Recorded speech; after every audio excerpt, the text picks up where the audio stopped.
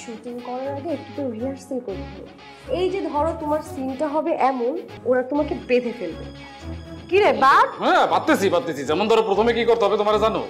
এইখানে সোজাভাবে দাঁড় করায়া এই পর্যন্ত হাত দিয়ে চেক করে তারপর এই মাইরা তোমার বসা ফেলতে হইব।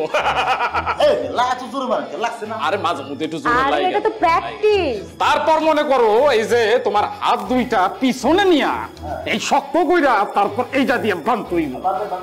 ঠিক আছে? বুঝো না? তারপরে ধরো